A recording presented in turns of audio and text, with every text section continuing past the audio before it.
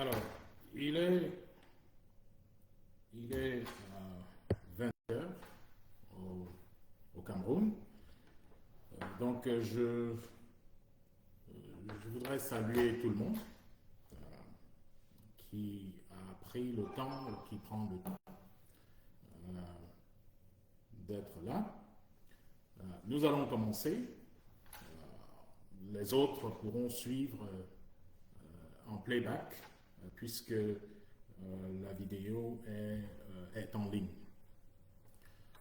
Aujourd'hui, nous allons parler de comment pratiquement le peuple camerounais peut faire partir, doit faire partir M. Biya du pouvoir. Parce qu'il ne faut pas se le cacher, c'est de cela qu'il s'agit. Il n'y a pas un autre but, il n'y a pas un autre objectif. L'objectif est simple, c'est qu'il faut qu'au soir du 12 octobre 2025, le Cameroun ait un président autre que M. Paul Biya. Et cet objectif, j'en suis convaincu, sera atteint, même si tout est fait pour que ce soit le contraire. Donc nous allons discuter de manière concrète tout à l'heure les étapes, les choses spécifiques qui peuvent être faites pour aider le peuple camerounais à arriver à cette conclusion. Donc, pour y arriver, nous allons discuter un certain nombre de choses. Je vais parler des décideurs, parce que vous ne luttez pas, vous ne faites pas une bataille sans comprendre les forces en présence. Vous luttez contre qui? Donc il faut comprendre qui sont les décideurs, les facteurs qui décident ce combat. Il faut comprendre quel est le problème auquel nous faisons face. Et une fois qu'on connaît quel est le problème, comment on va résoudre ce problème. Et dans le cas spécifique de cette élection, il faut comprendre l'électorat du Cameroun. Parce que tout le monde dit, on va gagner l'élection, on va gagner cette élection, c'est vrai qu'on va la gagner, mais il faut déjà comprendre dans les détails cet électorat. Il faut comprendre l'électorat, comprendre où l'adversaire est faible, comprendre où l'adversaire est fort, de manière à ce que des personnes qui sont concernées dans les différents endroits sachent exactement que, bon, voilà, ici, nous sommes dans une zone à risque, c'est ici qu'il est beaucoup plus possible de faire un certain nombre de choses, et donc, ça accroît la vigilance des différentes parties du pays. Et une fois que j'aurai discuté cela, je ferai deux appels. Je ferai un appel aux membres du gang de 47, parce que tous ne sont pas aussi radicaux qu'on le pense. Au cours des derniers jours, nous avons eu certaines approches, je ne mentionnerai pas de nom, c'est une promesse qui a été faite, et donc je resterai général en ce qui concerne cela, mais je lancerai un appel à d'autres personnes du même gang qui sont en train de penser à un changement de cœur. Parce que le peuple a besoin de tout le monde. Donc je ferai cet appel-là et après, je réalise que ce que nous disons peut inquiéter certains partenaires européens et donc je ferai un appel donc à ces partenaires européens pour qu'ils ne s'inquiètent pas. Et donc lorsque nous aurons terminé cela, ce sera tout pour ce soir. Mais avant d'entrer dans le vif du sujet, je voudrais quand même noter que chaque bataille a des principes. Vous ne luttez pas parce qu'on a dit lutter. Et puis, bon, vous entrez, vous commencez à donner des coups de poing et les choses se passent n'importe comment. Non, il y a des principes dans chaque bataille. Il faut comprendre que dans la majorité des cas, les batailles se luttent et se gagnent dans la tête des combattants. Et il faut savoir que l'adversaire commun des Camerounais comprend exactement cela. J'aime faire référence à la Bible parce que moi je suis chrétien et dans la Bible, il nous est enseigné que lorsque Dieu voulait donner le peuple, voulait donner la terre à Abraham, il dit à Abraham, Abraham, lève les yeux et regarde au nord, regarde au sud, regarde à l'est et regarde à l'ouest. Tout ce que tu verras, tout ce que tu vois, je te le donnerai. Ça, c'est une conversation entre Dieu et Abraham, dans laquelle Dieu dit à quelqu'un qu'il veut bénir que tout ce que tu vois, moi Dieu, je vais te le donner. Et cela est à la base d'un principe majeur. Tu ne peux pas avoir ce que tu ne vois pas. Tout ce que tu vois, je te le donnerai. Ce que ça veut dire, c'est que même dans nos vies personnelles, même dans des choses qui ne concernent pas la bataille nationale à laquelle nous faisons face, et je parle ici à l'échelle individuelle, dans la vie de tout un chacun, il y a des choses que vous ne pouvez jamais avoir si vous ne l'avez pas vu dans votre esprit. Vous ne pouvez pas atteindre certains objectifs si dans votre esprit, vous n'avez pas déjà vu cet objectif-là. Ce que je veux dire en d'autres termes, c'est que si vous voyez comme quelqu'un qui est un soulard et qui finira sa vie comme un soulard, par exemple, il y a des chances énormes que au moment où vous atteindrez la fin de votre vie, vous serez ce que vous avez vu de vous. C'est pour ça qu'il est important, spécifiquement pour la jeunesse camerounaise, qu'elle fasse attention à ce qu'elle voit. C'est hyper important de voir quelque chose, d'imaginer votre vie avant que celle-ci ne se passe. Aux États-Unis, on parle d'un rêve américain. Un rêve américain. Parce que tout commence par le rêve. Et une fois qu'on a ce rêve, on travaille pour atteindre ce rêve. Voilà le processus. Voilà le processus de toute bataille. Ce que tu vois, Dieu dit, je te le donnerai.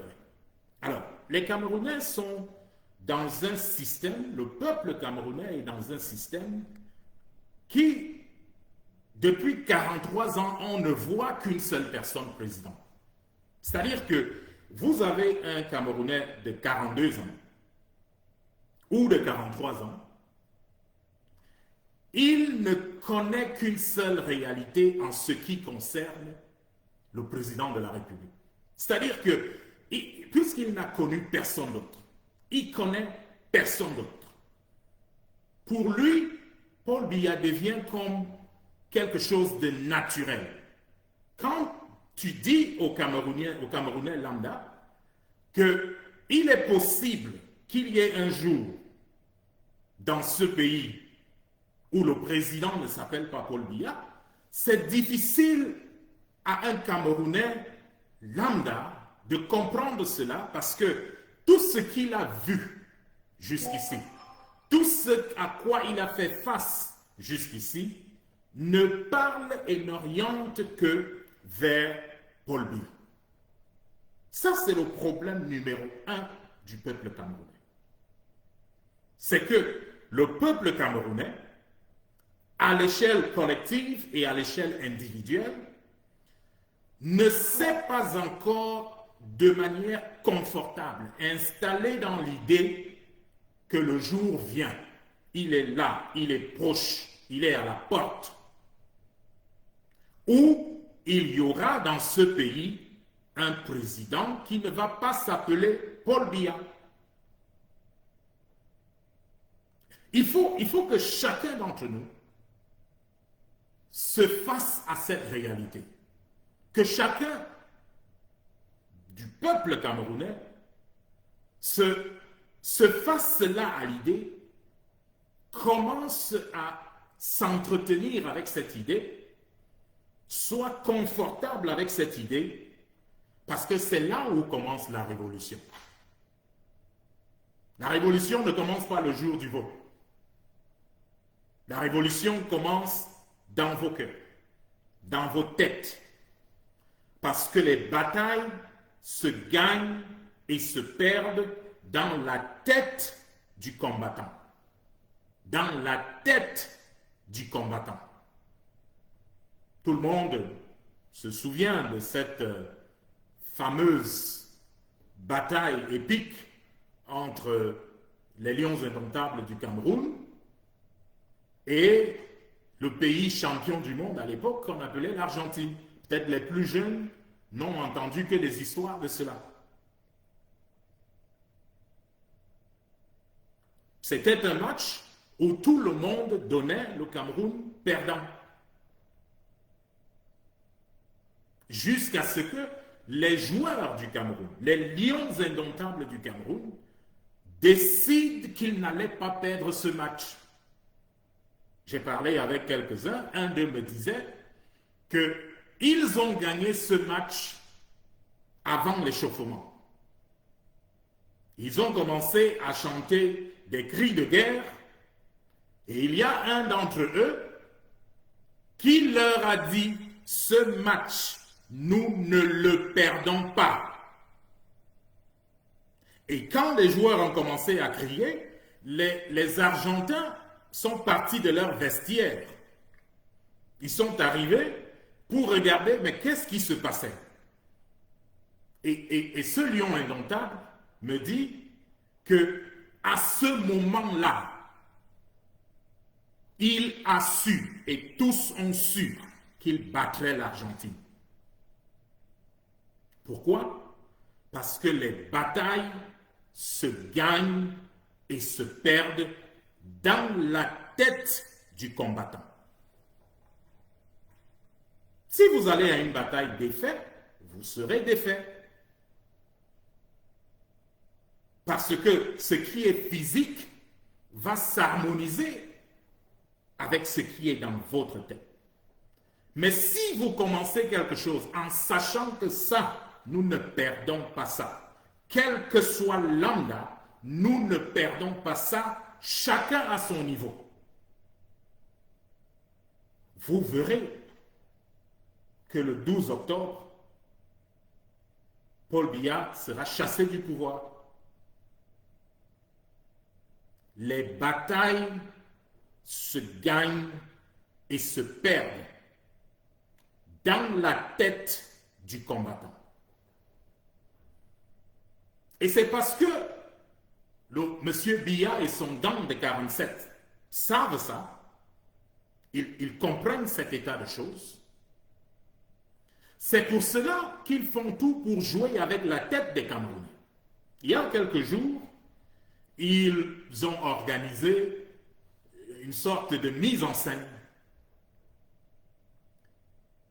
Une mise en scène dans laquelle on a vu M. Biya recevoir l'ambassadeur de la France au Cameroun.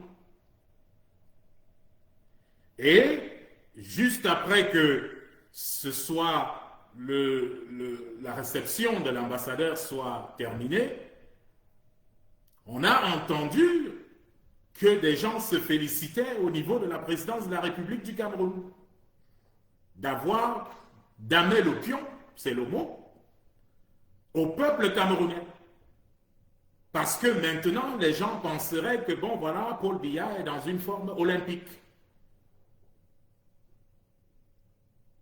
Le gang des Toudi est dans une bataille et ils comprennent qu'une bataille se gagne et se perd d'abord dans la tête du combattant. Et ils ont réussi à convaincre quelques personnes qu'un monsieur qui était perdu, il y a 3 ans, Paul Biya se retrouve aux États-Unis dans une conférence avec une salle, avec des invités. Il doit s'adresser à ses invités.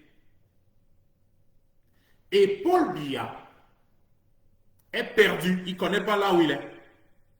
Il pose la question à son chef de protocole, qui sont ces gens? Ils veulent quoi? C'est-à-dire que le président de la République du Cameroun est assis dans une salle pleine de personnes qui sont venues l'écouter. Et il ne sait pas où il est. Il a 89 ans à l'époque. Il ne sait pas là où il est. Il est perdu. On lui dit, Monsieur le Président, vous allez parler tout à l'heure. Il dit, mais qui sont ces gens qui sont là? Ils viennent d'où? Ils veulent quoi? Donc, la présidence de la République du Cameroun, le gang de 47, conduit par Mme Biya, M. Ngongo, M. Baboké, veut nous faire croire que quelqu'un qui était perdu à 89 ans, subitement, se retrouve avec une mémoire olympique à 92 ans. Et la preuve que M. Biya est parti en termes de mémoire, ce que nous disons, c'est que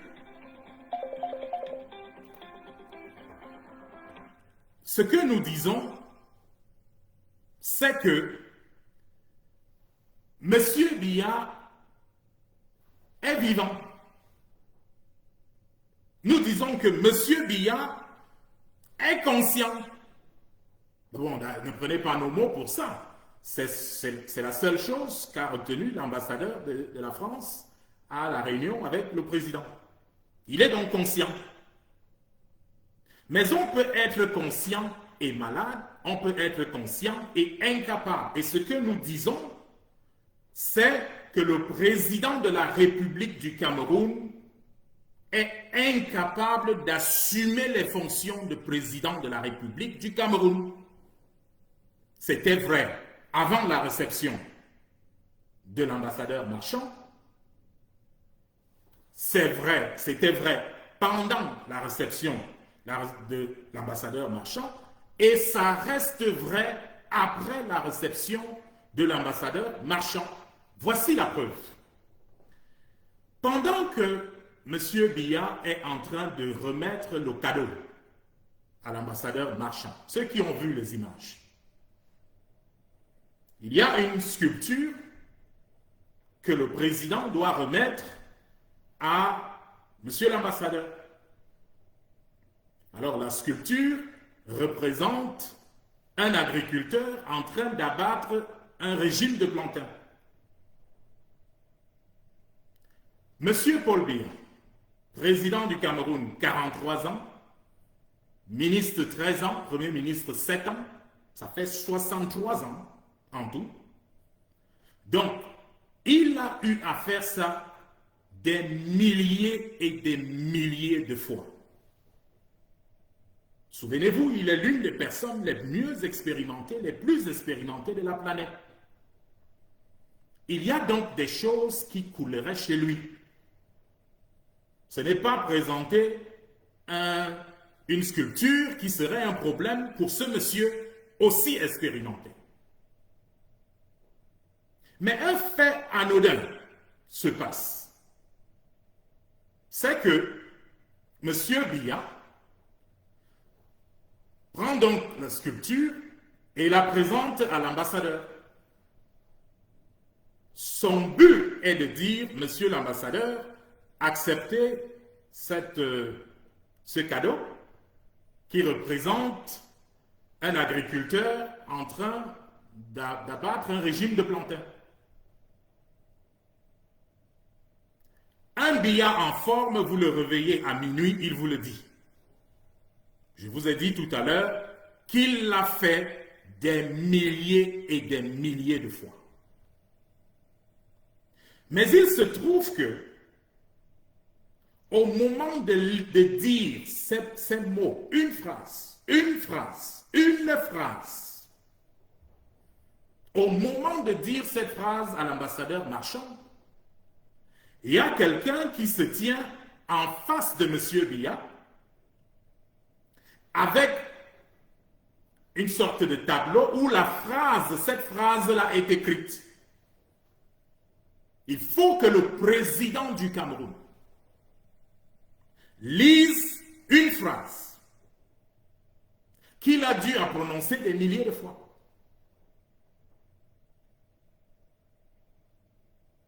Ne prenez pas mes paroles pour cela. Regardez la vidéo.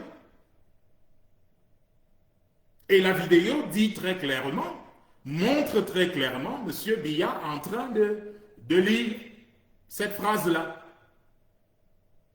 Donc, lorsque nous disons que M. Biya est incapable de gouverner, c'est parce que nous avons des témoignages clairs où M. Biya se lève, il voit l'un de ses collaborateurs à 8h ou 9h. Bonjour, monsieur tel, comment vous allez, comment vous avez dormi? La personne va lui dire qu'il ou elle a bien dormi. 1 heure plus tard, M. Biya rencontre le même collaborateur et il repose la même question à ce collaborateur. Monsieur, bonjour, comment vous allez, comment vous avez dormi? Le même jour, dans l'après-midi, il rencontre la même personne. Il repose la même question. Bonjour, comment vous allez? Comment vous avez dormi? C'est que vous avez affaire à quelqu'un qui ne se souvient pas qu'il a rencontré cette personne le matin et qu'il a posé à cette personne les mêmes questions.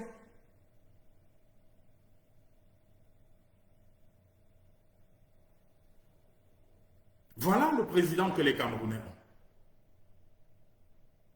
Et voilà pourquoi nous disons que, et ça c'est quelque chose que nous ne voulions pas discuter.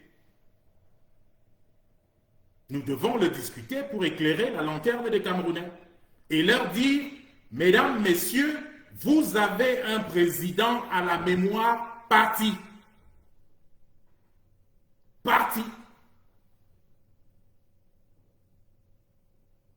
Vous pouvez avoir une conversation avec le président. Il est conscient. Quand il vient, quand vous lui parlez, il est conscient, il est charmant, il vous parle. Demandez-lui 5 minutes plus tard, qu'est-ce qu'il vous a dit ou qu'est-ce que vous lui avez dit? Il n'en sait plus rien. Il recommencera une nouvelle conversation avec vous.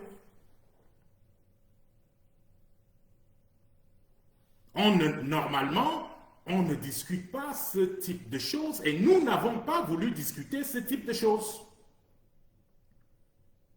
Mais c'est face à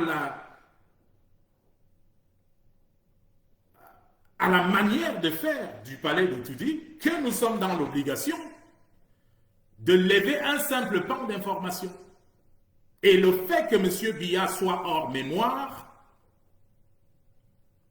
fait en sorte que ce soit consistant avec la vidéo que tout le monde entier a vue. Cette vidéo où il ne savait pas où il était. Il demande à son collaborateur, monsieur, bon, on est où là? Je suis où? Ils veulent quoi ces gens-là? Ils veulent quoi? Un chef d'État, vous vous levez, vous demandez, bon, ils veulent quoi?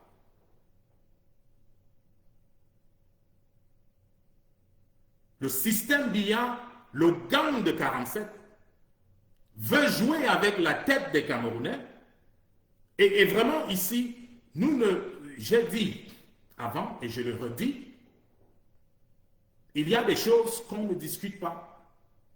Je suis désolé d'avoir à venir discuter la santé de M. Paul Biya. Ça, je le fais à contre-cœur.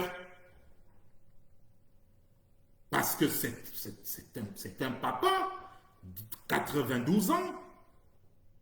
Il est même robuste pour son âge.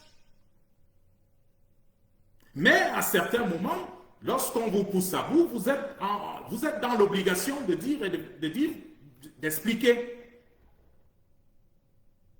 Et nous disons qu'il ne faut pas que ces gens nous poussent au bout pour que ce soit une humiliation pour le président. Nous ne le voulons pas.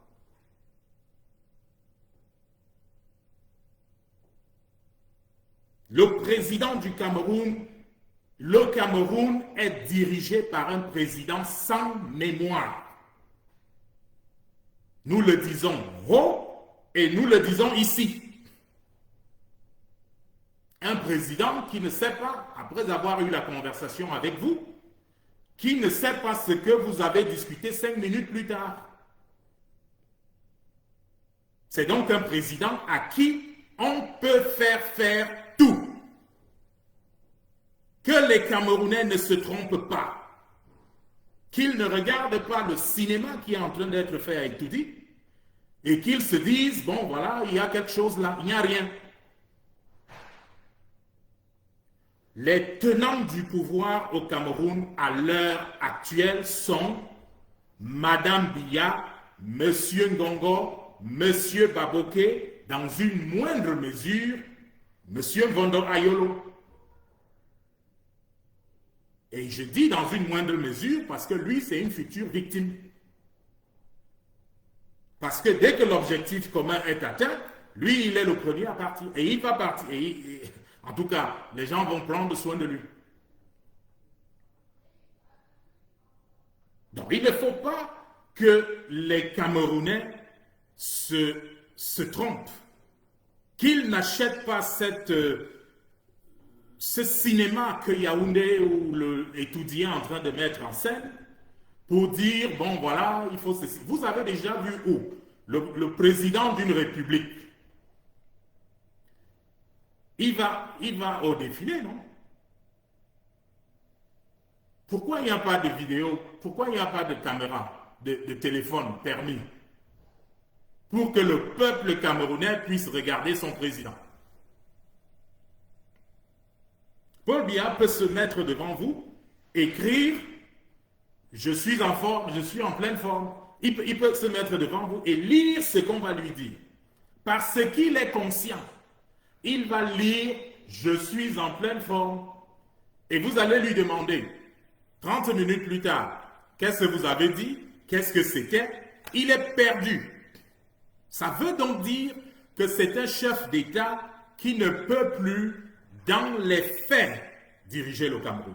Parce que ceux qui sont en réalité les présidents du Cameroun, c'est Madame Biya, Monsieur Ngongo, Monsieur Baboke. C'est pour ça que vous pouvez voir un certain désordre se passer. Où le ministre d'État, secrétaire général, peut donner des instructions sur le football camerounais et que quelqu'un qui connaît la réalité de la chose peut passer par derrière, obtenir des informations contraires aux informations initiales qui ont été données. C'est-à-dire qu'un même président, quand A vient lui dire, bon voilà, il faut faire ça, il dit fait, on fait comme ça. Maintenant, quelqu'un qui connaît l'état du président reviendra plus tard pour revoir le même président et expliquer quelque chose au même président qui ne se souvient plus qu'il a donné des instructions contraires le même jour, va donner des instructions qui vont dans une autre direction. C'est pour ça qu'il y a tout ce désordre au Cameroun.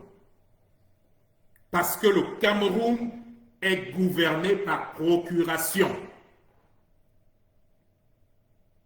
Il faut que le gang de 47 arrête ça.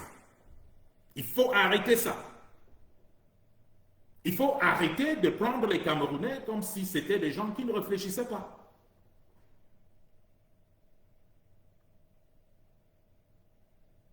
Vous êtes dans un pays où vous pouvez obtenir une instruction du président à midi disant A et à midi 5 obtenir une instruction contraire parce que peut-être c'est venu par un autre canal. Voilà le problème du Cameroun. Donc lorsque nous disons que M. Biya n'est plus en mesure de diriger le Cameroun, c'est de ça que nous parlons, c'est de ça. Voilà pourquoi il y a problème et désordre au Cameroun. Il est dépassé par les événements. Il devient donc une marionnette entre la main de Mme Biya, celle de M. Ngongo, celle de M. Baboké et celle de M. Vondoayolo. Ça veut dire que si vous avez un réseau qui passe par le ministre secrétaire général, M. Ngongo, vous allez obtenir une instruction. Et si vous avez un réseau qui passe par M. Baboké, vous allez obtenir des instructions contraires parce qu'il n'y a pas un chef d'État qui dirige son pays. Tous savent que M. Biya a perdu la mémoire.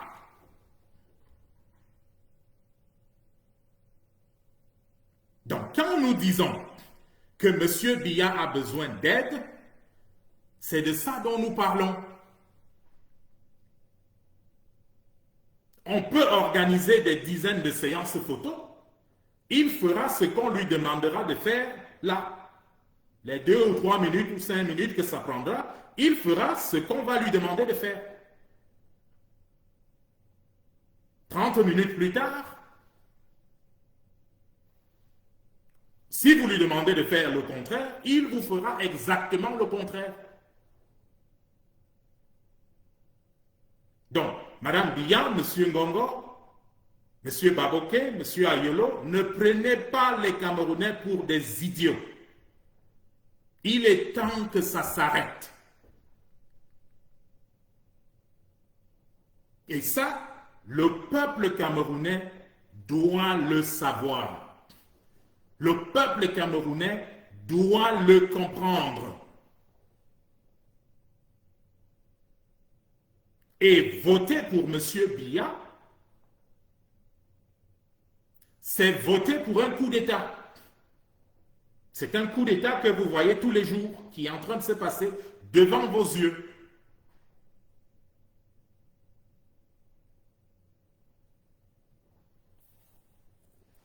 Il ne faut pas se retrouver piégé. Donc c'est important de comprendre ces forces en présence. C'est important de les comprendre. Parce que si vous comprenez la situation telle qu'elle est, vous comprendrez en réalité ce qu'il en est.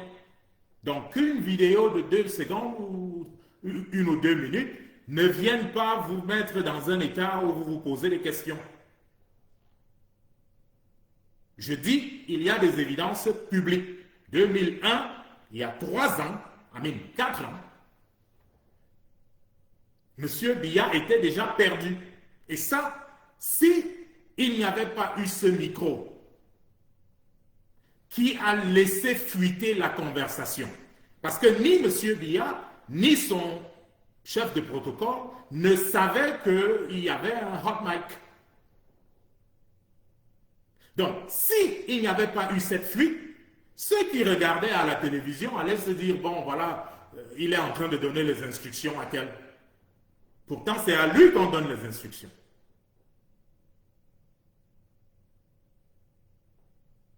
Et quand on vous montre cette photo, les gens vont dire, bon, voilà, comment quelqu'un qui est en forme olympique comme ça, le voilà en train de donner les instructions à ses collaborateurs. Monsieur, madame, ce sont les collaborateurs de monsieur Biya qui lui donnent des instructions.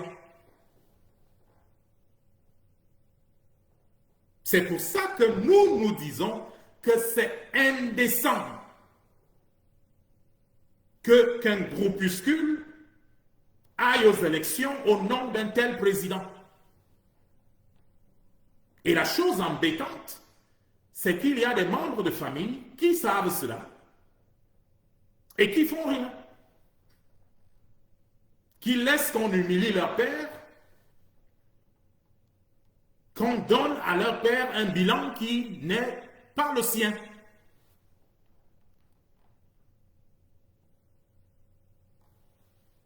Au nom de quoi? C'est toujours au nom du pouvoir? C'est toujours au nom du pouvoir que vous allez laisser votre père être aussi humilié?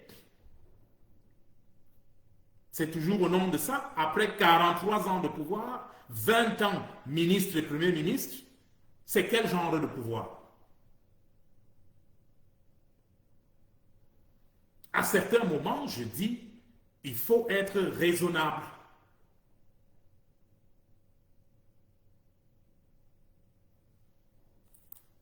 Donc, cher peuple camerounais, la mise en scène qui s'est passée au Palais de l'Unité il y a quelques jours ne vous concerne en rien. En ce qui vous concerne, c'est un non-événement. Ce sont des artistes avec leurs marionnettes qui ont décidé de faire ce qu'ils allaient faire. Et puis voilà. Qu'on veuille prendre ces photos, ces images, pour venir vous faire croire quelque chose, ne tombez pas dans ce cinéma. Ils veulent jouer avec vos têtes. Parce qu'ils savent que les batailles se gagnent et se perdent dans la tête du combattant. Vous protégez vos têtes. Et habituez-vous au fait que le prochain président du Cameroun ne va pas s'appeler Paul Biya. Habituez-vous à ça. Dites-vous ça. Vivez en sachant cela. Vaquez à vos occupations en le sachant. Méditez ça dans vos cœurs. Parce que le jour de libération est arrivé. Ce jour où il y a un président autre que Paul Biya est arrivé. C'est vrai que ce jour est rendu plus difficile par une opposition. Moi, je vais dire que cette opposition est moribonde. Parce qu'on ne comprend pas. On ne comprend pas une opposition qui dit qu'elle veut gagner des élections, qui se retrouve dans une situation unique, mais qui fait tout pour perdre cette élection. Tout. Et je vous dis tout.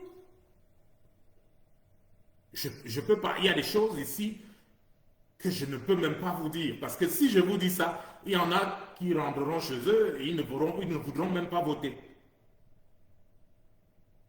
C'est le degré de pagaille, c'est le degré de petitesse dans l'opposition camerounaise. De petitesse. On parle de sauver un pays. Des gens ont des visées pour leur ventre, pour leur carrière, pour ceci. Et Paul Biya qui comprend ça. Et quand je dis Paul Biya ici, c'est le représentant du système qui porte son nom. Donc quand vous m'entendez dire Paul Biya, en réalité, je veux dire Madame Biya, Monsieur Ngongo, Monsieur Baboke, Monsieur Ayolo. Parce que ce sont les 4 têtes du gang de la République. C'est eux qui font faire à Paul Biya tout ce qu'ils veulent. Mais comme on ne peut pas à chaque fois les appeler entièrement, alors on va simplement prendre le diminutif Paul Biya.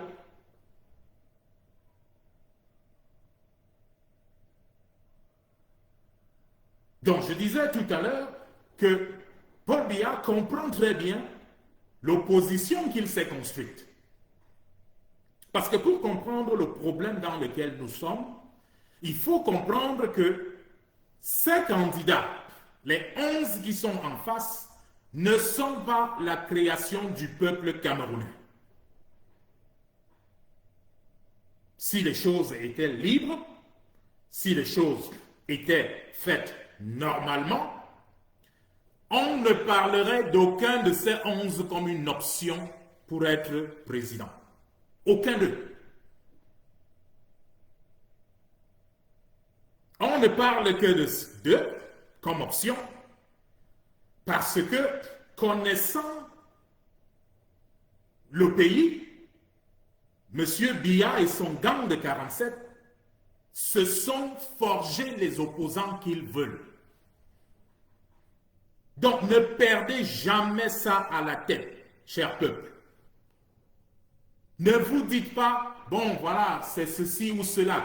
Vous avez les opposants que Paul Biya vous a donnés. Ce sont ces 11. Ce sont ses opposants. C'est-à-dire qu'il a choisi l'équipe contre laquelle il veut jouer. L'équipe contre laquelle il veut jouer. Et donc, dans vos analyses, si vous perdez ça de tête, si vous perdez ça de vue, vous allez vous faire surprendre. Si vous perdez de vue que ces 11 qui sont là ont été sélectionnés par Biya et le RDPC, le gang de 47, si vous perdez ça de vue, alors vous êtes parti pour une grosse surprise. C'est pour ça que le peuple ne devrait pas bouger d'un pas sans avoir les garanties sur l'un de ces 11. Et c'est pour ça que vous nous voyez insister sur le fait qu'il faut qu'il signe ces accords. Parce qu'avec ces accords, personne ne pourra sortir de ces accords. Ils signent ça, ils deviendront présidents par force. Et il n'y aura donc pas de jeu. Mais bizarrement, ils ne veulent pas signer. M. Bello Bouba dit très simplement que, bon, lui, il a un accord avec le président. Il vous le dit, hein, il ne passe pas par 1000 chemins pour vous le dire. Il vous dit, lui, il a un accord avec le président. Que son accord avec le président n'empêche pas qu'il soit candidat. En d'autres termes, M. Bello Bouba est en train de vous dire que comme vous le voyez candidat, comme vous le voyez faire ce qu'il est en train de faire, comme vous entendez ce qu'il est en train de dire, lui, il est toujours dans le cadre de sa collaboration avec M. Biya. Pourquoi? Parce que c'est lui qui le dit. Il dit que son accord avec M. Biya n'empêche pas qu'il soit candidat. Ça veut dire qu'il est en accord avec Paul Biya avant, même s'il démissionne, il est en accord avec Paul Biya.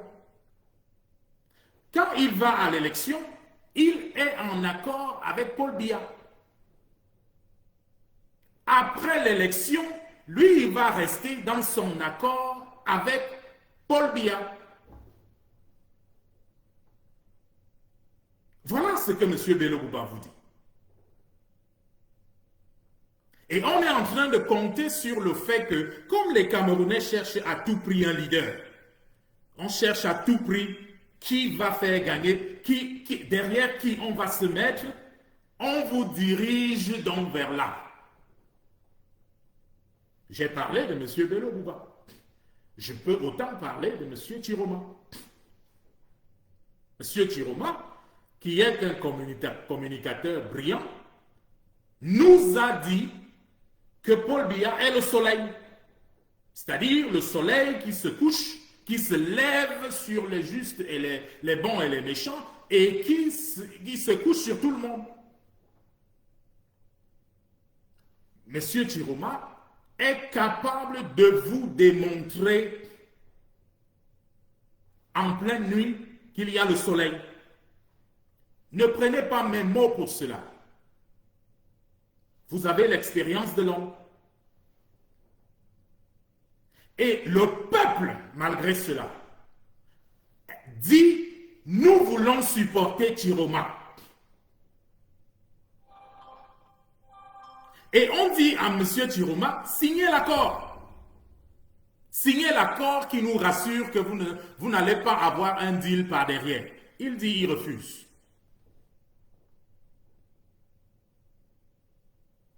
Donc, la question que le peuple doit se poser, c'est 1. Vous dites que vous n'aimez pas tellement le président. Vraiment, tout le monde voit comment vous parlez mal du président, comment vous êtes décidé, vous dites que vous allez tout faire pour gagner cette victoire.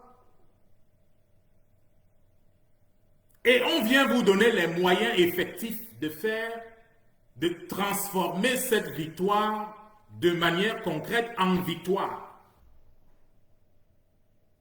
Et vous dites non. Je ne veux pas qu'on dise que j'ai vendu le Cameroun aux Américains.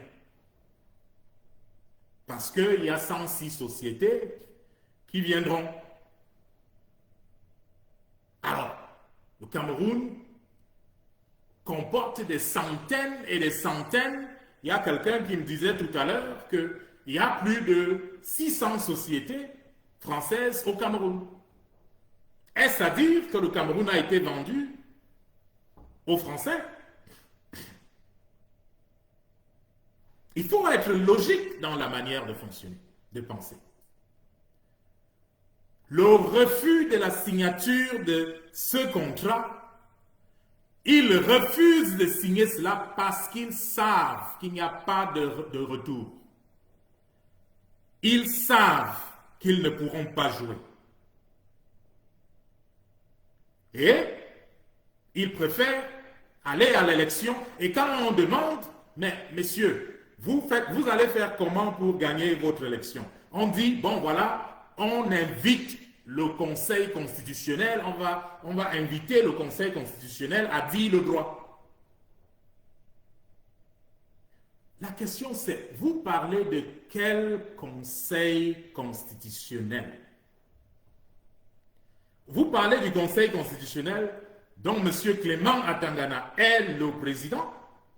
Est-ce que les Camerounais savent même qui est Clément Atangana? Je pense que peut-être qu'il faut prendre une minute pour dire aux Camerounais qui est Clément Atangana. Clément Atangana est un cousin parce qu'il est du même village, Ngomeda, que Grégoire Oona.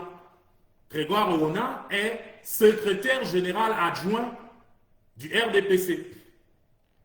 La femme de Clément Atangana est députée RDPC depuis plus d'une vingtaine d'années. Donc, vous avez quelqu'un comme Clément Atangana, vous le voyez en train de dire autre chose que Paul Biya a gagné. Mais il faut être sorti d'ailleurs pour envisager une telle suite.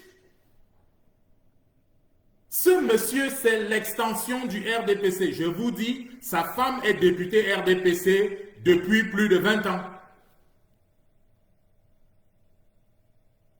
Lui-même, son frère et ami, frère, je dis même village, ils sortent de Ngomeda. Ngomeda, c'est une petite bourgade, une petite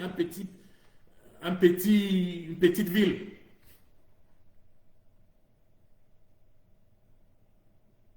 Donc, qu'est-ce qui vous fait penser que ce monsieur, fervent du RDPC, ami et frère du secrétaire général adjoint du RDPC, mari d'une femme plus de 20 ans député du RDPC. Qu'est-ce qui vous fait penser que Clément Atangana Vali Issa Chiroma, vainqueur de l'élection présidentielle, mais ça veut dire qu'il y a quelque chose que les gens boivent pour mettre ça dans leur tête. Et c'est pour ça que moi, si quelqu'un me dit qu'il fait confiance au Conseil constitutionnel, la personne perd sa crédibilité. Parce que ça veut dire que cette personne ne connaît pas qui est le Conseil constitutionnel. Et donc, quand la stratégie d'un politicien, derrière lequel le peuple est en train de vouloir aller, sa stratégie c'est, on va parler au Conseil constitutionnel pour que le Conseil constitutionnel dise, et la question c'est, si le Conseil constitutionnel ne dit pas le droit, vous faites quoi? Après tout, le Conseil constitutionnel n'a pas dit le droit dans le cas de Kamto. Qu'est-ce qui a été fait? Et le Conseil constitutionnel ne dira pas le droit dans le cas de cette élection. La réponse c'est, on va demander au peuple, le peuple va descendre dans la rue. Alors, si votre premier réflexe, c'est qu'il faut que le peuple descende dans la rue pour défendre quelque chose que vous êtes incapable de défendre, c'est-à-dire vous avez entre vos mains l'option de signer un accord qui vous installe président. Si vous refusez de le faire, vous pensez que c'est le peuple, donc vous envoyez le peuple aller faire ce que vous avez refusé de faire. C'est pas sérieux. C'est pas sérieux. Dans toute stratégie, il faut toujours choisir la ligne qui réduit le nombre de morts. Et la ligne qui réduit le nombre de morts, l'option qui réduit le nombre de morts, c'est l'option qui vous est présentée. Au lieu d'être prompt à dire le peuple va descendre, le peuple, nous on dit, si le peuple doit descendre, il va descendre. Mais nous disons qu'il y a des voies qui n'ont pas besoin que le peuple descende. Parce que même si c'est une vie, cette vie mérite d'être sauvée. C'est entre vos mains. Défendez la victoire du peuple camerounais en père de famille responsable. C'est un peu comme si on vous dit, vous voulez mettre un système de sécurité chez vous, vous avez les moyens de mettre ce système de sécurité, vous refusez de mettre ce système de sécurité, et puis vous dites, si le bandit vient, vos enfants vont aller bagarrer avec les bandits. C'est stupide la manière de penser. Qu'est-ce qui est plus facile et qui peut préserver des vies? N'est-ce pas que si vous avez les moyens d'avoir votre système de sécurité, mettez ce système de sécurité en place. Au lieu d'envoyer vos enfants au choc pour qu'ils aillent lutter avec des bandits. Vos enfants lutteront avec les bandits si votre système de sécurité échoue. Là, on n'aura plus d'option. Mais vous mettez, en bon père de famille, vous mettez d'abord un système de sécurité en place qui protège des vies. C'est ce que nous disons. Parce que nous ne pouvons pas de bonne foi recommander que des personnes qui ont l'histoire de ceux qui sont leaders de l'opposition aujourd'hui, des personnes qui ont trahi le peuple camerounais par le passé. Et quand nous le disons, nous ne créons rien, nous n'inventons rien. En 1992, si ceux qui disent aujourd'hui qu'ils veulent défendre le peuple, ils veulent sauver le peuple, ils avaient l'opportunité de le faire en 92. La même année 2 fois. ils ont réussi à foirer cette histoire en 92 à cause de quelques positions ministérielles. Qu'est-ce qu'il nous dit aujourd'hui? Que si le peuple ne prend pas de garanties, on ne se retrouvera pas dans la même situation comme en 92. Qu'est-ce qu'il dit ça? Mais on dit, quand on dit ça aux gens, les gens disent, bon voilà, ce n'est que Bello et Chiroma qui ont une chance de le faire. Mais vous pensez que Paul Biya était bête quand il vous envoyait chez Bello et Chiroma? Il y avait d'autres candidats du Grand Nord. Abdourahmane était candidat. Pourquoi Abdourahmane n'est pas dans la liste? Parce que le pouvoir de Yaoundé savait que toute autre personnalité que ces deux personnalités, toute autre, aurait fait l'affaire des Camerounais. Monsieur Biya le savait, son système le savait.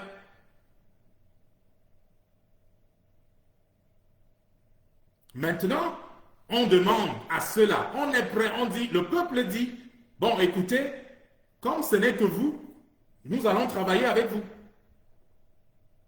Mais garantissez la victoire. Eux, ils disent non. Ils ne veulent pas. Ils ne veulent pas. Ils veulent qu'on leur fait confiance. On m'a dit, il faut un gentleman agreement. Donc on se salue et puis on dit, bon, on va faire ça, on va faire ça. Gentleman agreement.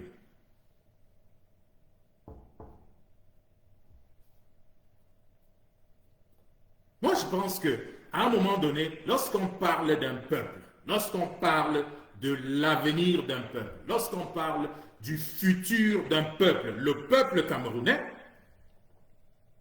les gens doivent apprendre à être sérieux. Qu'est-ce qui dépasse à l'heure où nous sommes? Qu'est-ce qui est plus important qu'enlever Paul Biya au Cameroun? Qu'est-ce qui est plus important? Est-ce qu'un candidat normal, normalement constitué, réfléchirait deux fois?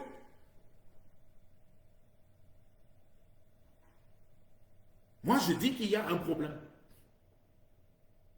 Soit des gens ont fait des accords qu'ils sont en train de respecter. D'ailleurs, M. Bello Bouba, lui, il nous a dit, lui, il a dit, ce n'est même pas à nous, il a dit ça à tout le monde qui voulait l'entendre et qui veut l'entendre. M. Bello Bouba a dit, eux, ils ont les accords, lui, il a les accords avec Paul Biya, qui n'empêche pas qu'il soit candidat. Pour lui, c'est donc aisé de comprendre pourquoi il ne signerait pas un tel accord, parce qu'il est vainqueur dans les deux cas.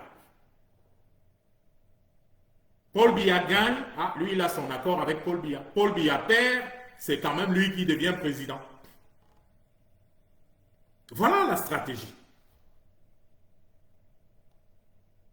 En ce qui concerne M. Chiroma, j'ai du mal à comprendre pourquoi M. Chiroma refuserait de signer ces accords.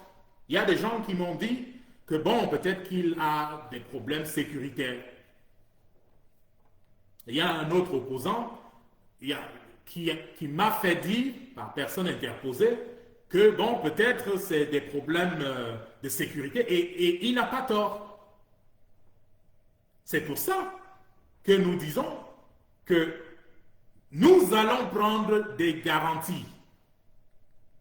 Nous allons nous rassurer que rien n'arrive à M. Chiroma si M. Chiroma signe ses accords. Rien ne vous arrivera.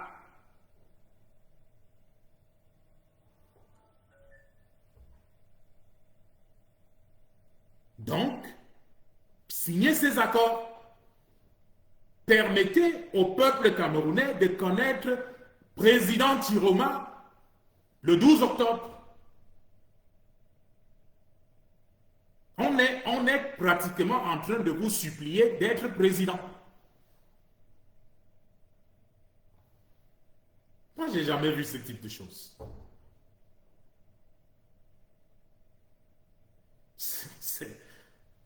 C'est pas plan, on comprend pas. On comprend pas.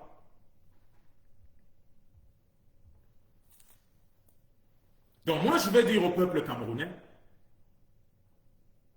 si M. Chiroma veut aller à cette élection sans signer les accords, sachant que le Conseil constitutionnel ne peut pas dire un nom autre que celui de Paul Biya, il faut penser à une autre option. Et vous voyez, je le dis même étant fatigué, parce que quand on dit il faut penser à une autre option, la question c'est quelle est l'autre option? Et on regarde dans un champ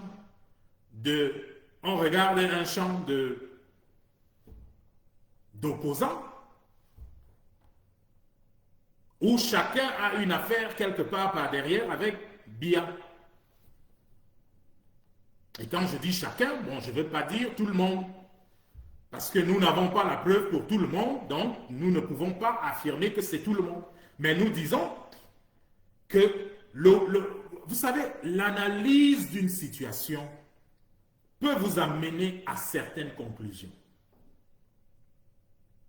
Parce que si vous dites que vous voulez changer Paul Biya, si vous êtes conscient que le peuple camerounais a un problème, et ce problème est Paul Biya et son gang de 47. Si vous en êtes tellement convaincu, si vous êtes convaincu que Clément Atangana ne dira pas un autre nom, je vous ai démontré tout à l'heure que M. Atangana, pour lui, c'est même une histoire familiale. Son frère, Grégoire Oona, est secrétaire général adjoint du RDPC. Sa femme est députée RDPC depuis plus de 20 ans. Voilà la personne que vous vous attendez à ce qu'elle dise le nom d'un autre candidat. Ça ne se peut pas. La seule manière où M. Atangana va dire le nom de quelqu'un d'autre, c'est si le rapport de force a changé. C'est comme un enfant. Vous lui dites le feu là, ça va te faire mal. Mais quand il expérimente le feu, vous n'avez plus besoin de lui dire de ne pas passer à côté de ça. Nous disons, nous voulons avoir l'opportunité de faire en sorte que M. Atangana expérimente le feu. Je ne sais plus comment il faut qu'on vous dise ça. Je ne sais plus. Il faut que je parle ça comment? Il faut que je dise ça comment? Et nous savons que quand M. Atangana aura expérimenté le feu, lui, ses collègues et le gang de 47, il deviendra plus intelligent, comme un enfant devient intelligent quand le feu l'a brûlé. Il s'assagit et va donc bien regarder les chiffres qui sont là et il fait ce qui doit se faire. Mais si vous pensez, parce que vous allez parler français, M. Atangana va aller enlever le nom de Biya qui est déjà préparé pour lire le vôtre, mais vous sortez d'ailleurs. Vous sortez d'ailleurs. Vous vous moquez du peuple. Et vous dites, bon voilà, il faut que le peuple sorte dans la rue. Descende dans la rue.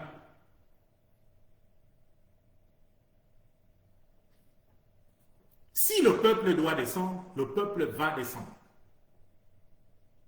Mais nous disons, on n'a pas achevé toutes les options.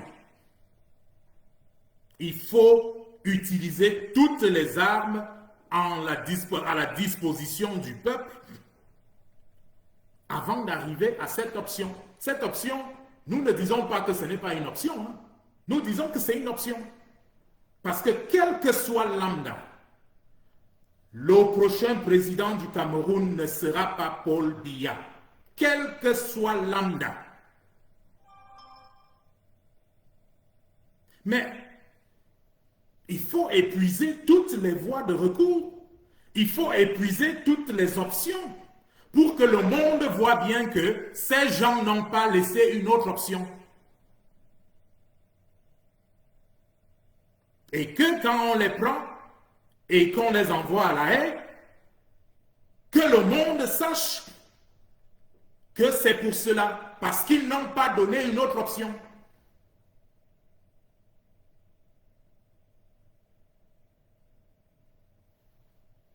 On ne sait plus qu'est-ce qu'il faut dire, on ne sait plus qu'est-ce qu'il faut faire.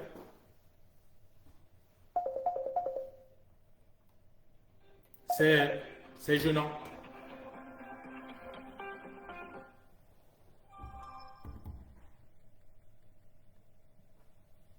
Alors, il faut que le peuple se mette dans la tête qu'il peut gagner ces élections avec ou sans Bello Bouba et Issa Chiroma Bakari.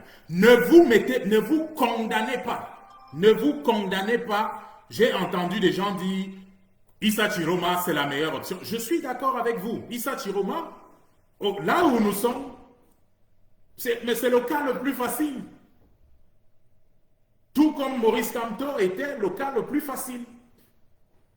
Parce que si on avait eu Maurice Kamto dans cette élection, mais le débat serait clos depuis longtemps. On serait en train de parler autre chose. Comment organiser le pays.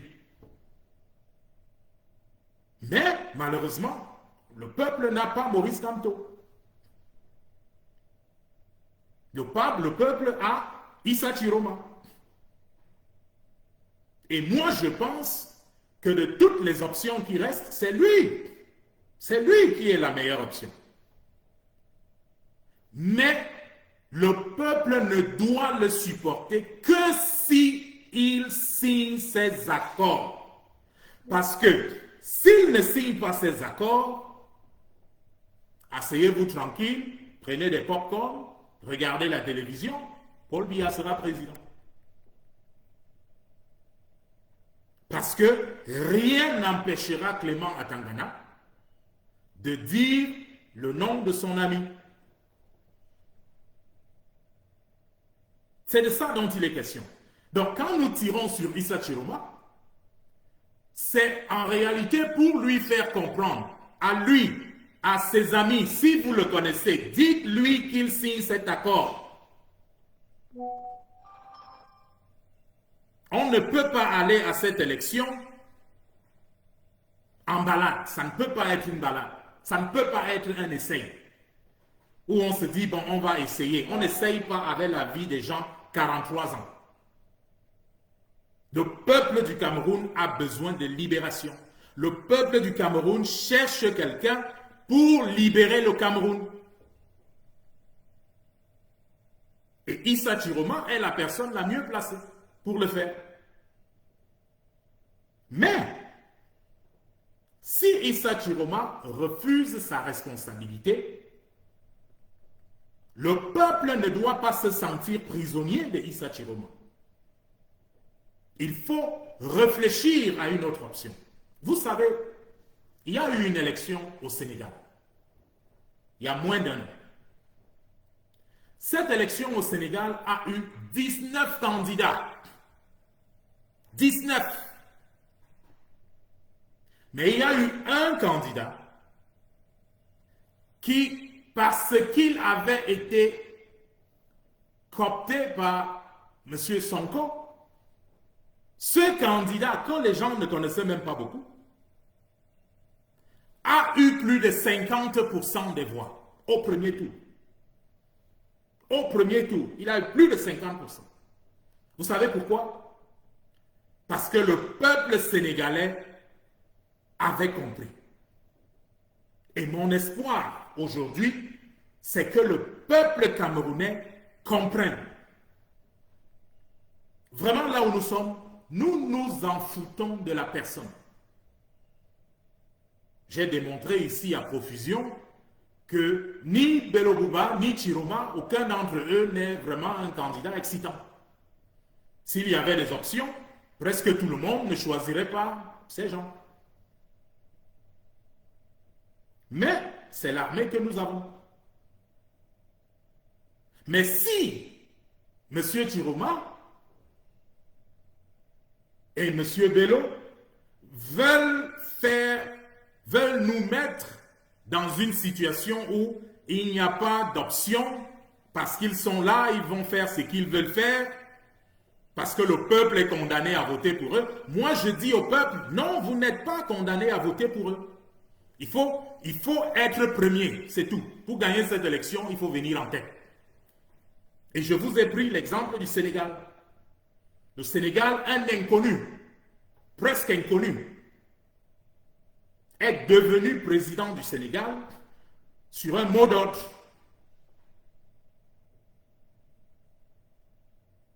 Et le pays, le Sénégal, a été libéré. Parce que les Sénégalais ont suivi un mot d'ordre. Ils ont refusé d'être orientés vers là où on les envoyait. Et ce que je dis, c'est que la libération du Cameroun passera peut-être par ce mot d'ordre.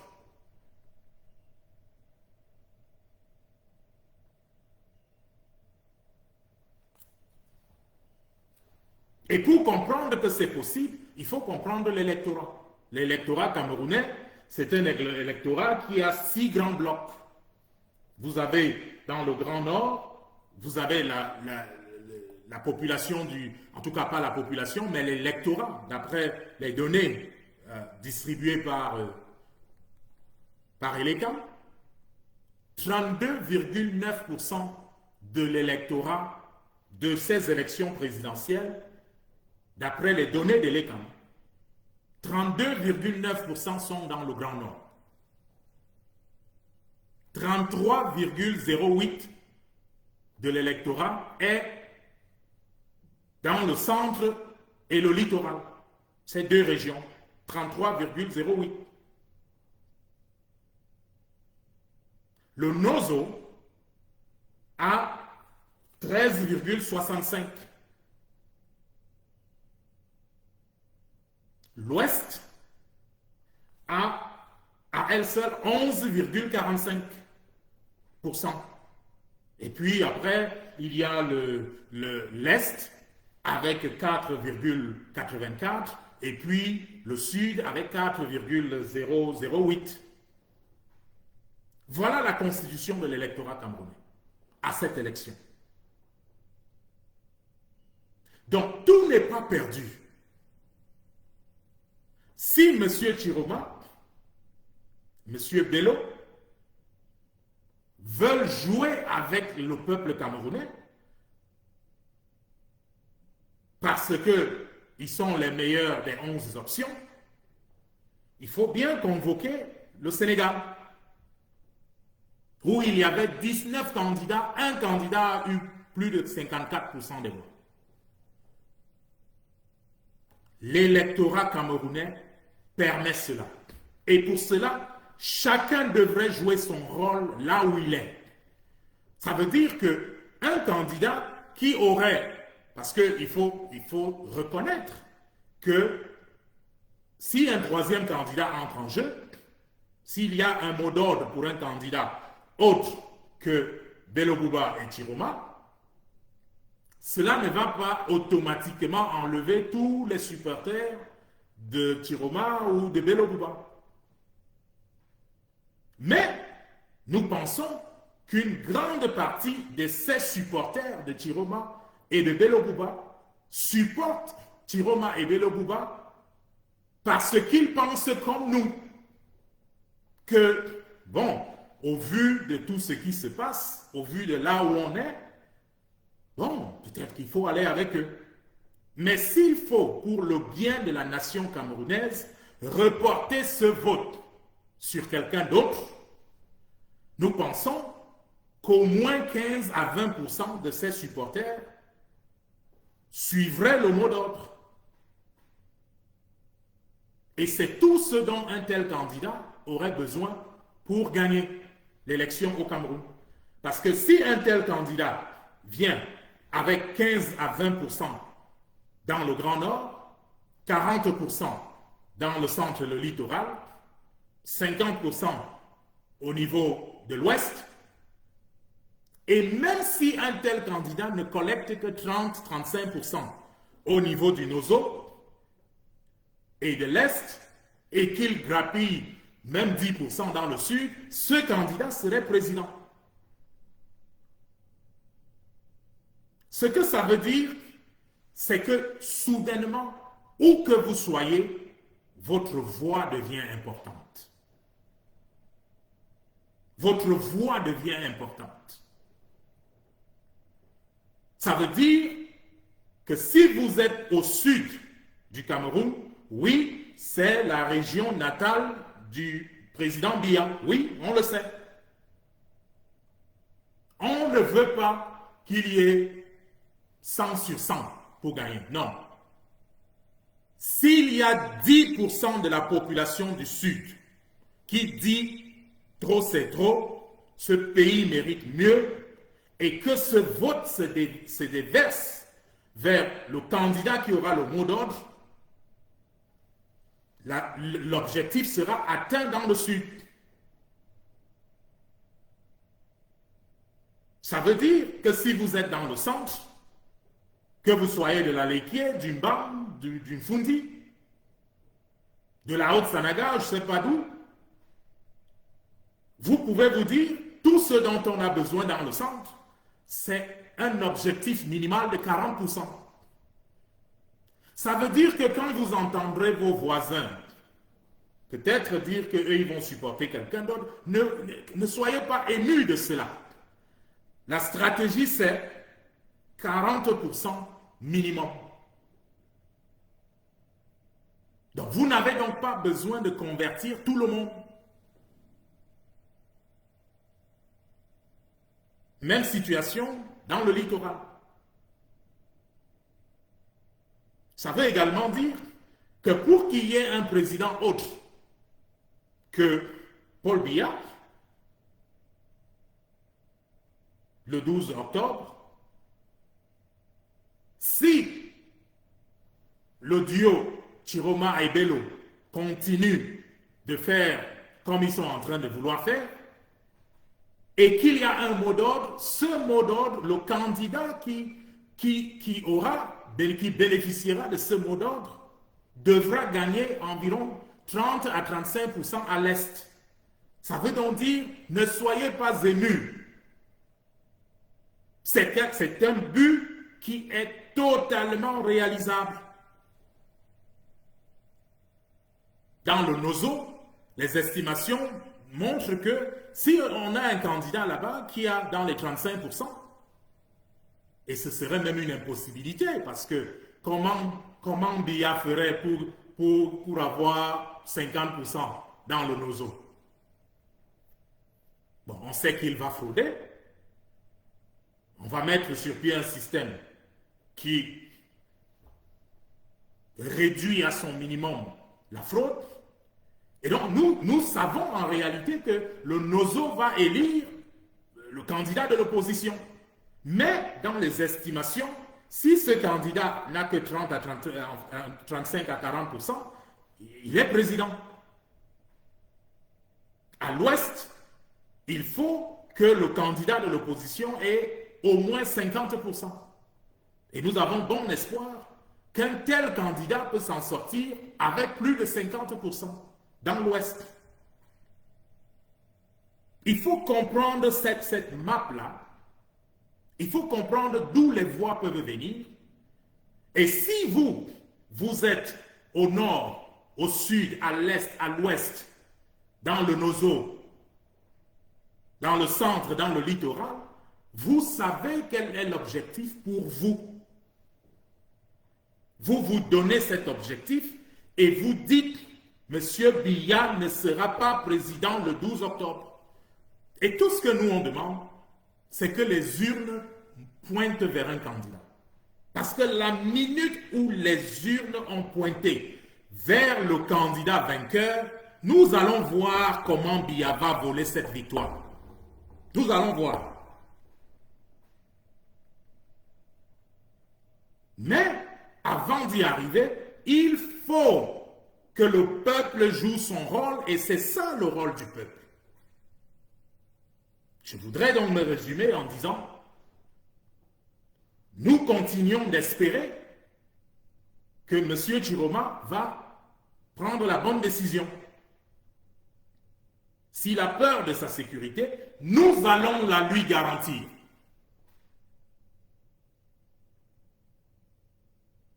Nous allons la lui garantir.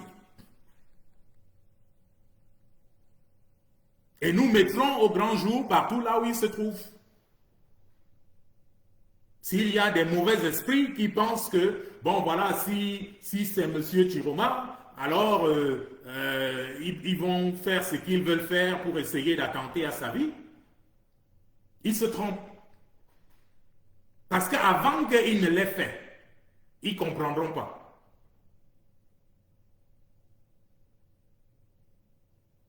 C'est pour ça que nous encourageons M. Chiroma. Monsieur, soyez courageux. Le peuple camerounais vous appelle. Le peuple camerounais a besoin de vous. Répondez à l'appel de ce peuple. Libérez ce peuple avec courage. Mais, dites-vous bien, que si vous décidez de ne pas répondre à cet appel, il y aura une autre option. Et vous aurez manqué à l'appel de l'histoire.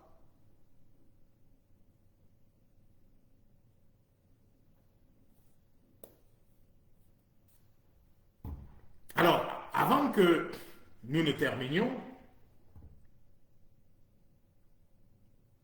je veux lancer un appel. Parce que j'ai été contacté par certains membres du RDPC qui sont gênés de la situation qui se passe et qui cherchent des garanties. Nous allons vous donner ces garanties. Nous allons travailler avec le nouveau président pour que vous ayez ces garanties.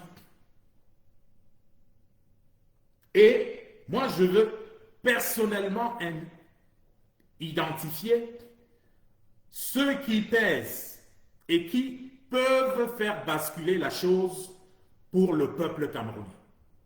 Monsieur Laurent Esso, Monsieur Louis-Paul Motazé, Monsieur René Sadi.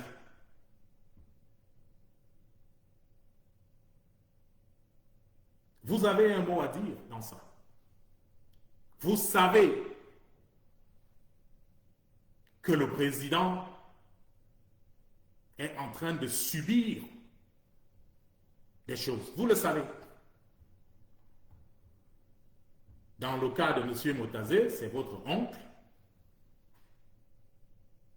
Dans le cas de M. Laurent Esso, de M. Sadi, c'est votre ami, c'est votre patron. Décidez d'appuyer le peuple camerounais aujourd'hui et permettre que M. Biya se mette de côté ne veut nullement dire que vous avez trahi M. Biya. Nullement.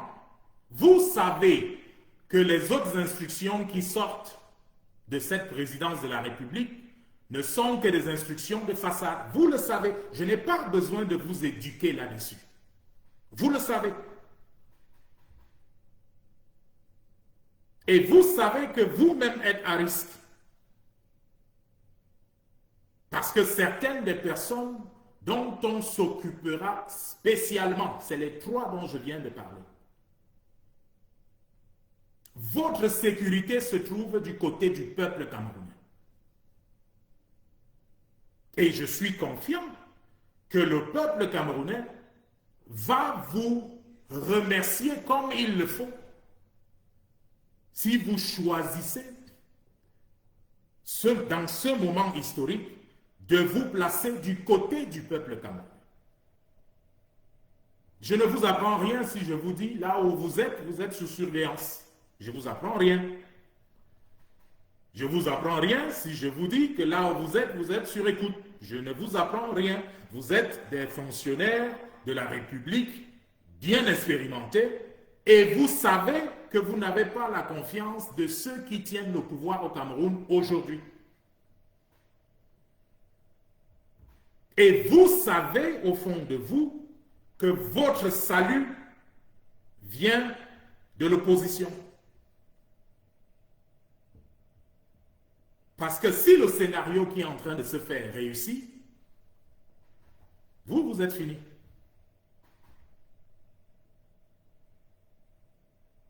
Je vous invite donc, au nom du peuple, aidez le peuple. Aidez le peuple à se défaire de ce régime. Nous savons que vous avez participé. Bon, Chiroma y a participé, Bello Bouba y a participé. Mais le peuple est prêt à les suivre.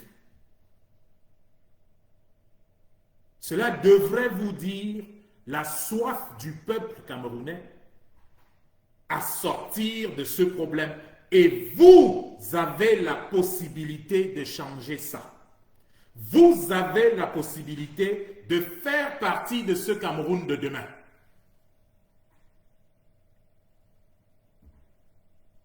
Je ne veux pas discuter des options, des autres options fâcheuses. Je veux m'arrêter à ces options heureuses où vous aurez décidé de vous joindre au peuple, historiquement.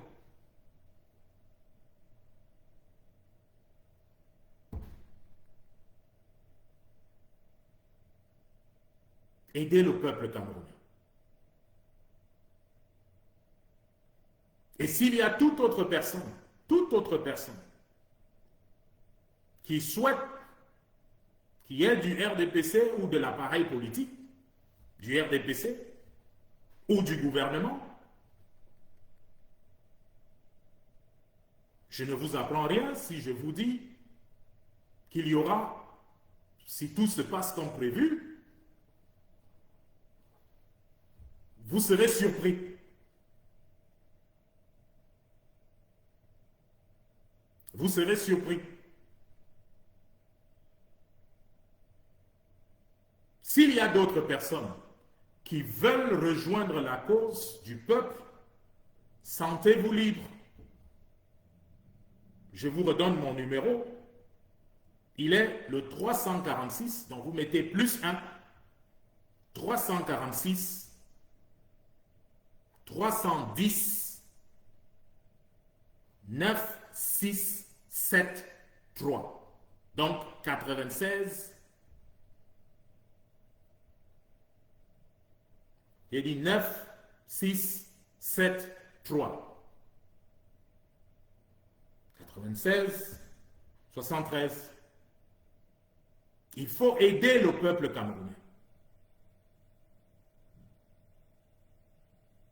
Il faut aider le peuple camerounais. Il n'est pas bon que ce pays tombe entre les mains de Madame Biya, Monsieur Ngongo, Monsieur Baboké. Il n'est pas bon.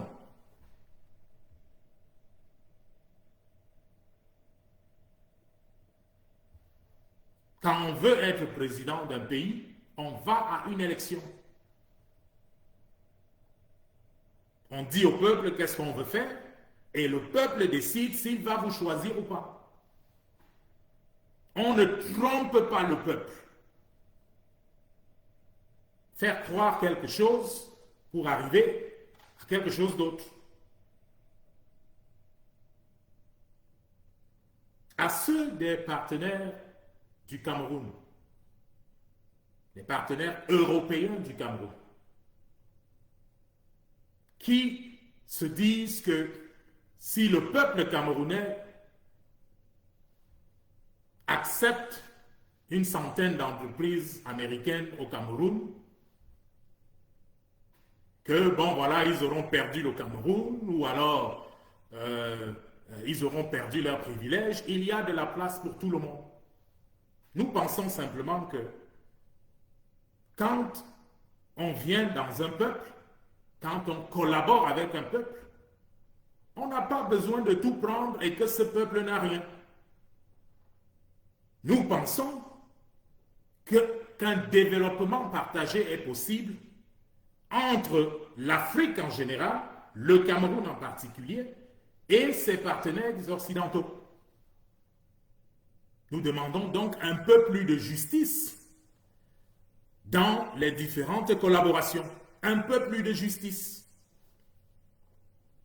Parce qu'il n'est pas possible qu'un pays aussi riche que le Cameroun, vous êtes à 100 km de Yaoundé, Bafia, et vous faites 3 ans sans lumière. Il n'est pas possible que vous soyez dans un quartier à Yaoundé ou à Douala et que ce qui vous est servi comme eau soit une eau rouge, orange, quand elle n'est pas noire. Nous pensons que ce sont des choses de base. C'est des choses, ailleurs on ne réfléchit pas à ces choses-là. Au Cameroun, les Camerounais prient pour avoir de l'eau, pour que l'eau coule. Les Camerounais prient pour qu'il y ait l'électricité. Nous pensons que ce n'est pas normal, ça ne peut pas être normal. Et donc nous disons et nous encourageons le régime qui viendra à essayer d'équilibrer les choses. Nous insistons sur le fait que les Camerounais aient des emplois. Nous voulons faire un peu d'argent, mais nous disons, l'argent que nous ferons ne va pas sentir bon si la pauvreté et la misère continuent d'être le quotidien des Camerounais. Le Cameroun étant la source de cet argent. Nous exigeons donc des gouvernants que ces gouvernants donnent de l'emploi au peuple camerounais. C'est pour ça que nous avons insisté sur un certain nombre de projets où nous savons que si ces projets sont là, 5 millions de Camerounais ont de l'emploi, nous pouvons faire de l'argent, ils peuvent faire de l'argent et c'est tout le monde qui est content. Nous ne voulons plus de ce continent-là où vous vous sentez en danger partout où vous partez. Parce que les gouvernants n'arrivent pas à donner de l'emploi à leur peuple. Nous ne voulons plus de cette Afrique. Et donc nous disons à nos collègues européens qu'il est temps d'avoir une meilleure Afrique. Il est temps. Il est temps d'avoir de meilleures relations avec l'Afrique. Il est temps. Donc ce que nous disons et ce que nous défendons n'est pas là pour vous chasser. Nous disons par exemple, regardez les communications. Moi j'ai une société qui a travaillé à l'est du Cameroun, dans une zone, la zone de Mindourou, en allant vers Lomé. Il n'est pas possible qu'une route qui reçoit et qui fait sortir des centaines de millions de ressources naturelles chaque jour, que cette route ne soit pas bitumée. Il n'est pas possible.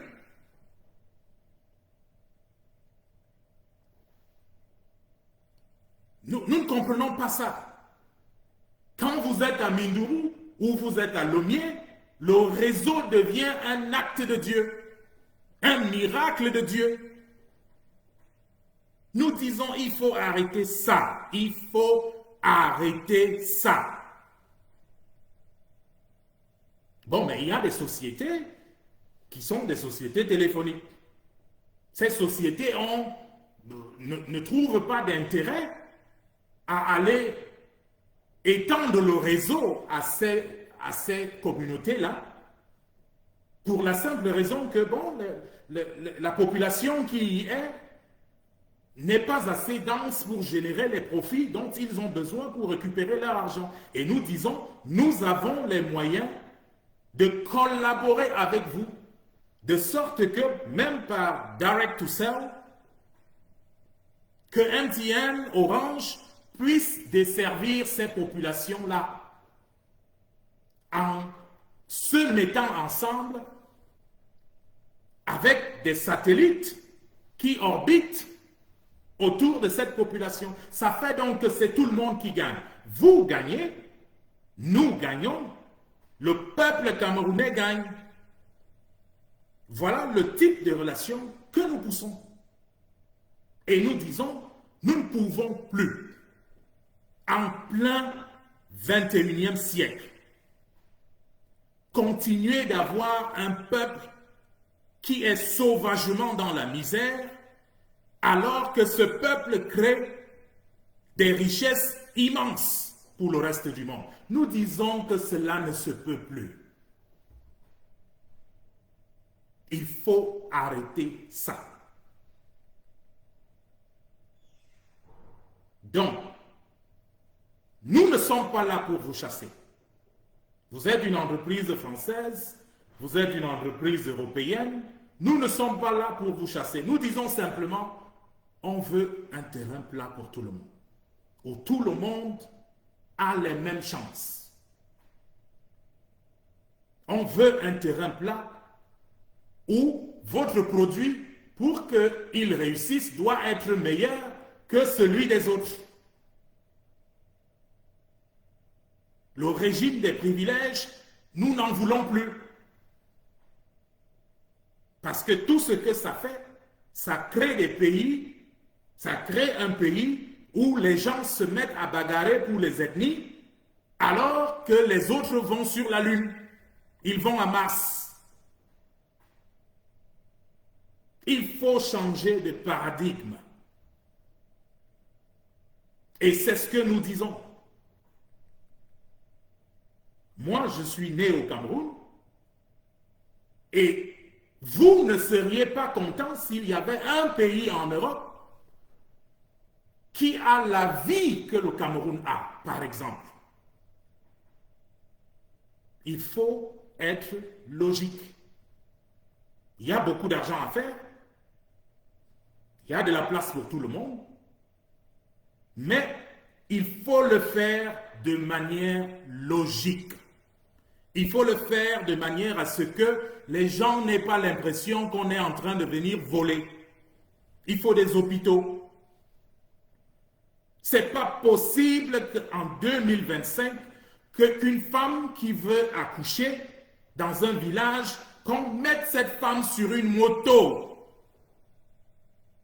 pour que cette femme aille accoucher à peut-être 30 ou 40 kilomètres de là. Ce n'est pas possible.